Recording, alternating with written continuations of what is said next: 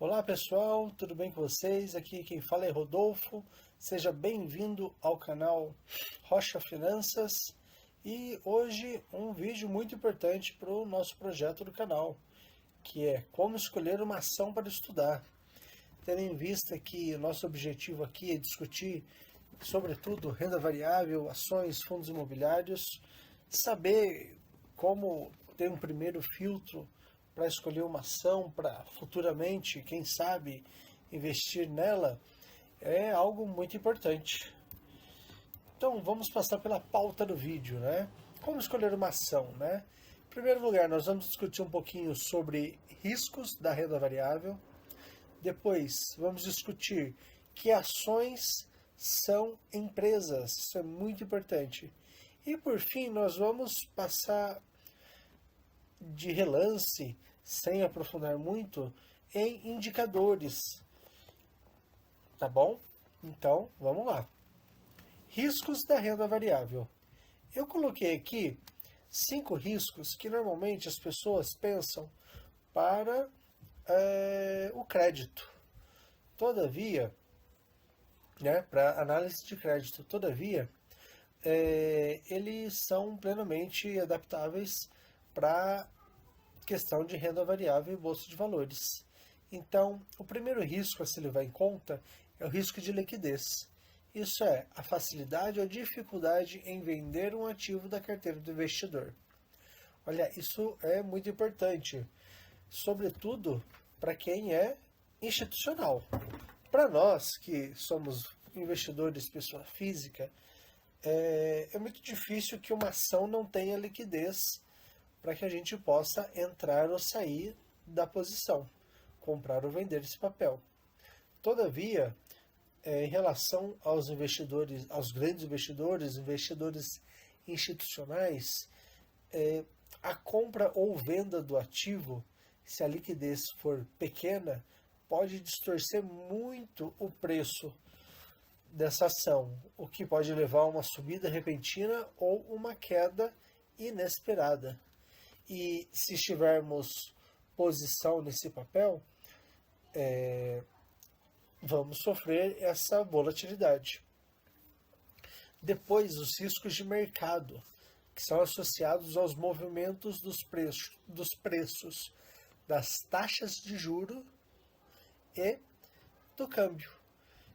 Isso normalmente é aquilo que mais vemos nos noticiários, nos jornais. As taxas de juros subindo ou descendo, ou então o câmbio real em relação ao dólar, o euro, subindo, descendo, e isso impacta diretamente nas empresas, né, da Bolsa de Valores, porque isso altera tanto a precificação dessas empresas, quanto a depender do perfil desta, ou a receita dela. Depois temos o risco de crédito, que seria o não pagamento das obrigações por parte da empresa à instituição financeira contratada, ou para os credores ou debêntures que essa empresa lança, enfim, a não honrar os compromissos, né? Significa que a empresa está insolvente, quer dizer, ela não consegue, não tem dinheiro para se sustentar. Isso, né, essa é uma situação em que nós dizemos que a empresa se alavancou muito, né, usou capital de terceiro para tentar tocar a operação. Depois, né, o risco legal.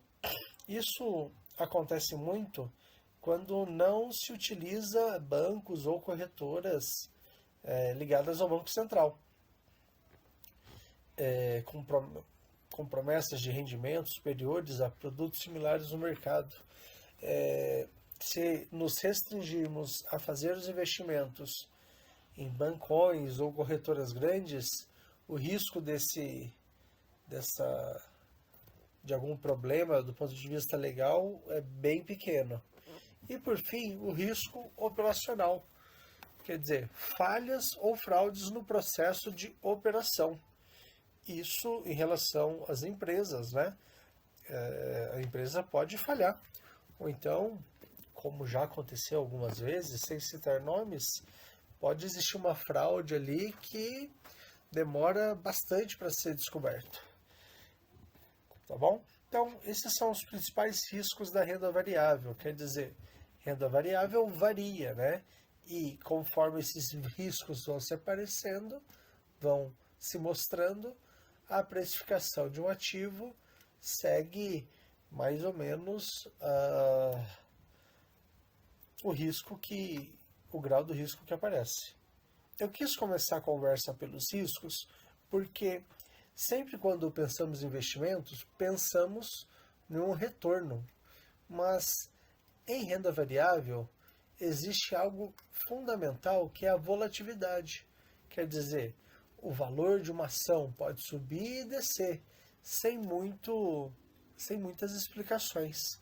E ao pensar nos riscos, a gente entende um pouquinho melhor que uma ação pode descer sem nenhum motivo e voltar a subir, ou então que ela está caindo porque algum desses riscos de fato se concretizou nessa empresa. Então, antes de pensar em retorno, é muito importante pensarmos nos riscos. Aí depois, um segundo ponto muito importante em relação às ações é entender que as ações são títulos de propriedade de uma empresa. Quer dizer, ações são empresas. Você está comprando um pedacinho da empresa quando você compra uma ação. Como que isso acontece? Em primeiro lugar, a companhia emite essas ações para os investidores que compram diretamente da companhia.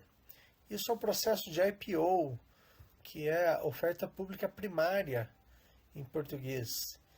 E o dinheiro do investidor entra no caixa da companhia, da empresa, e essa pode usar esse dinheiro tanto para as operações, para novos projetos, quanto para pagamento de dívidas. Depois, em um segundo momento, naquilo que a gente chama de mercado secundário, os investidores podem negociar entre si as ações. Quer dizer, eles podem negociar entre si esses títulos de propriedade. E isso se dá em um ambiente institucional chamado Bolsa de Valores. No caso do Brasil, é a B3. Ok? E aí a pergunta que se faz é, mas como que eu ganho dinheiro com ações? Né? Como que eu ganho dinheiro com empresas? Tem várias estratégias, mas que em geral a gente pode sintetizar em 3 grandes grupos. O primeiro grupo de estratégias é o de ganho de capital. É aquilo que a gente pensa quando assiste um filme que fala de mercado mercado financeiro, bolsa de valores, enfim, que é você comprar uma ação a um preço e vender mais caro.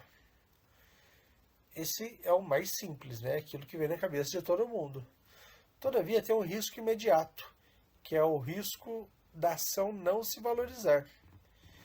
Isso pode acontecer e estudos apontam que em um dia a probabilidade de uma ação subir ou cair é de 50%. Quer dizer, é muito aleatório qual vai ser o movimento de curto prazo das ações. Então, embora essa seja a estratégia que vem mais à mente das pessoas, talvez não seja aquela que devamos seguir. Não seja uma estratégia fácil de fazer. Depois é participar na geração de valor da empresa. Isso é, você compra uma ação de uma empresa que gera lucros ao longo do tempo. Isso é aparentemente mais simples, né?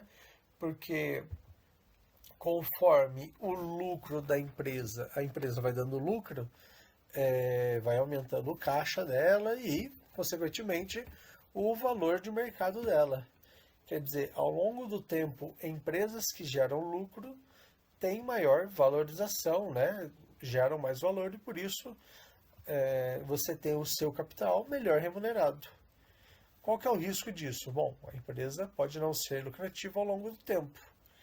Então, isso é um risco também importante a se pensar. E, como desdobramento dessa, nós temos os dividendos, que é o valor em dinheiro que a empresa retorna para o acionista.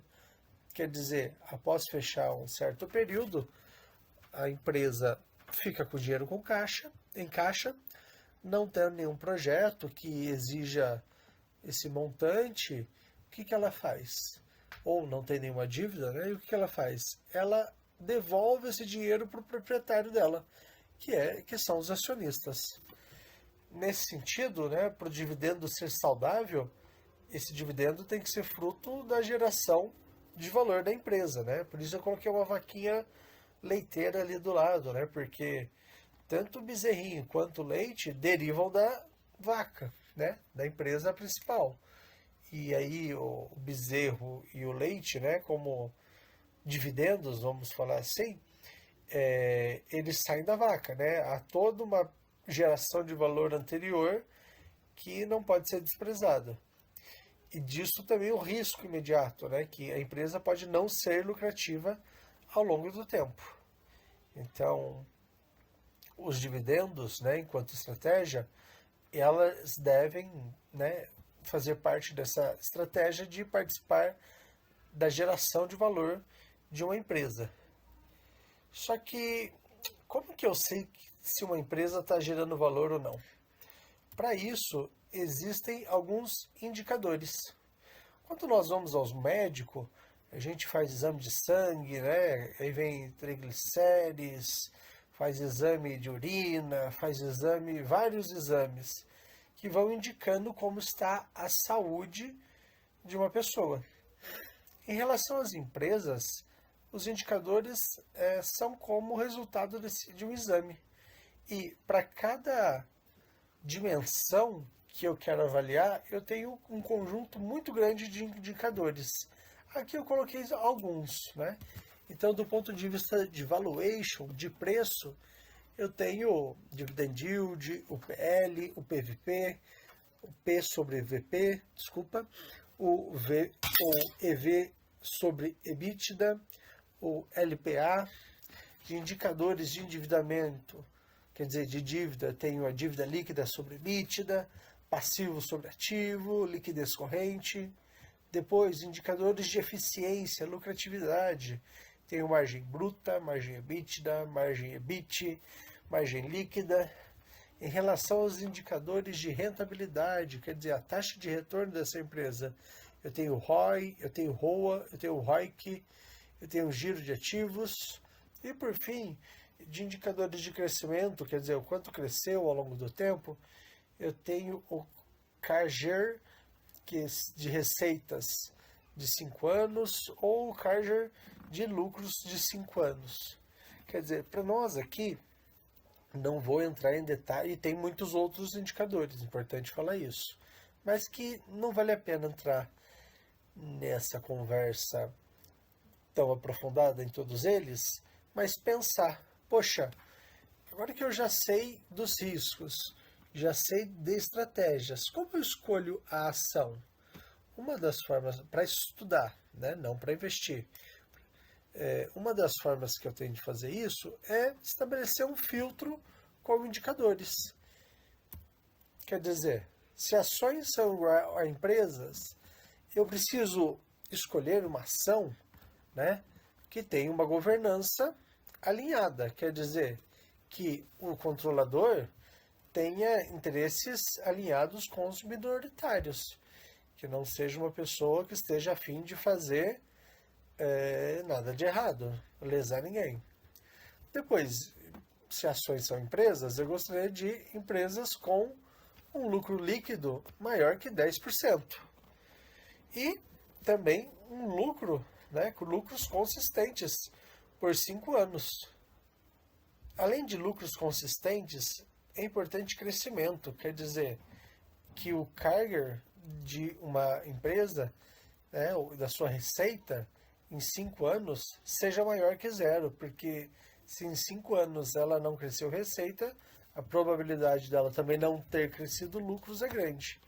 E por fim, talvez seja interessante também pensar a rentabilidade, o ROI, que quer dizer retorno on equity, quer dizer, o quanto de retorno, né, em taxa de retorno, o patrimônio líquido dessa empresa acaba gerando. Na minha métrica, eu gostaria de um ROI maior que 10%. Então, olha só, com esses 5 quesitos, nós podemos escolher qualquer empresa que passar nesse filtro e investir? Não, não podemos. Para isso, é muito importante que nós tenhamos uma certa tese de investimentos, quer dizer, uma perspectiva de futuro de para onde está indo essa empresa. Ainda que esse filtro garanta que no passado essas empresas que passarem por esse filtro, quer dizer, de boa governança, de lucro líquido maior que 10%, de lucros consistentes por mais de 5 anos, que um retorno composto anual de receita maior que zero e uma boa rentabilidade maior que 10%, é muito importante pensar para frente. Quer dizer, todos esses indicadores falam sobre o passado. E rentabilidade passada não é garantia de rentabilidade futura. Então, depois que passar nesse filtro, aí sim, então, podemos aprofundar de cabeça na empresa, descobrir como ela ganha dinheiro, né? Qual valor ela gera, quais são as perspectivas de futuro, se é um ramo perene da economia, se ela resolve muitos problemas da sociedade, e aí então ir montando pouco a pouco uma visão de futuro para essa empresa, e aí sim, quando você se sentir seguro, investir dinheiro nela, porque embora as perspectivas sejam boas, não necessariamente significa que essa empresa nunca vai cair ou vai valorizar num curto espaço de tempo.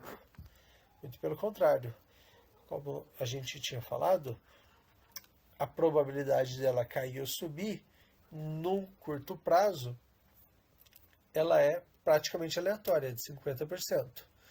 Todavia, no longo prazo, a cotação dessa empresa segue os lucros que ela dá. E a probabilidade maior de uma empresa continuar dando lucro é muito maior do que a probabilidade de uma empresa que não está dando lucro passar a dar lucro. Então, por isso, é muito importante uma análise fundamentalista antes de realmente investir o dinheiro. Né? Com esse filtro, é uma primeira aproximação das empresas. Né? Mas depois é muito importante você ir atrás do balanço patrimonial, do fluxo de caixa da empresa, do demonstrativo de resultados do exercício, né, a DRE, porque ali está toda a explicação do que aconteceu com a empresa e das perspectivas de futuro. Evidentemente, são mais de 400 ações listadas na B3. Não dá para ler todos esses documentos. Então, é necessário um filtro, né? Quer dizer, além de um filtro de qualidade, como esse aqui que nós propomos, também um filtro de relevância das empresas. E uma boa forma de fazer isso é partir dos índices, né? Conforme eu já expliquei, o Ibovespa B3 é um índice, é o principal índice de ações do Brasil. Temos outros, né? Temos o Small 11, o Small, né? Na verdade, o Small 11 é o ETF. Temos o Trig 11, que também é um outro ETF de Small Caps, empresas de menor capitalização. Nós vamos continuar o nosso projeto aqui no canal fazendo o primeiro filtro de empresas do Ibovespa B3. Quer dizer, a partir da governança, do lucro líquido, dos lucros consistentes, das taxas compostas de crescimento atual, anual de 5 anos e da rentabilidade, quais ações do Ibovespa se colocariam em primeiro lugar? Como eu falei, essas empresas não são para você investir, Nada aqui é recomendação de investimento, mas é uma primeira aproximação para você começar a entender o que é uma análise fundamentalista e assim formular uma tese de investimento. Tá legal?